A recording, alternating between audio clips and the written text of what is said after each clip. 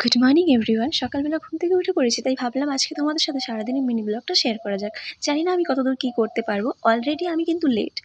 আমার দিদি ভাইরা কিন্তু বেরিয়ে পড়েছে। দিদি চলে গেছে দিদির টিউশন পড়াতে। ওর কখনো 6:30 কখনো 7টার দিকে টিউশন পড়ানো থাকে। আর এখন তো মর্নিংয়ের স্কুল শুরু হয়েছে, যার জন্য ভাই কিন্তু স্কুলে চলে গেছে। আর আমি কোনো রকম বিছানাটাকে গুছিয়ে নিব, গুছিয়ে মশারিটাকে খুলে মশারিটাকে ভাঁজ করে রেখে দিচ্ছি। আর আজ বেডশিটটাও চেঞ্জ করার ছিল, যার কারণে বেডশিটটাও চেঞ্জ করে নিয়েছি। আর আমার কিন্তু বিছানা গোছানো কমপ্লিট হয়ে গেছে। আলনাটা বেহাল হয়ে আছে, কারণ যেহেতু ভাইয়ের স্কুলে ছিল সকালের স্কুল ছিল, যার জন্য ও সবার আগে ঘুম থেকে উঠে রেডি হওয়ার জন্য কিছু খুঁজে না পেয়ে এই অবস্থা করেছে।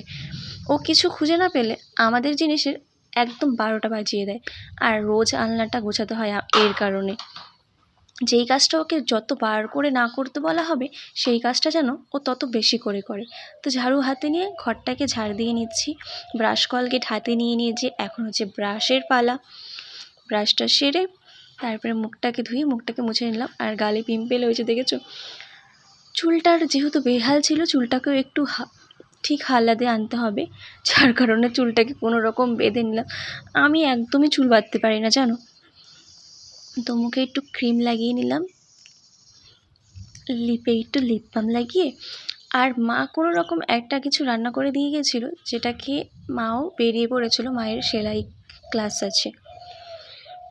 তো বাবা কিন্তু দুপুরের জন্য মাছ নিয়ে এসেছিলো। তো বাবা বলেছিল আমাকে মাছটা ভেজে দে, আমি রান্না করছি। আর মাছ ভাজতে এসে আমার মাছের 12টা বেজে গেছে।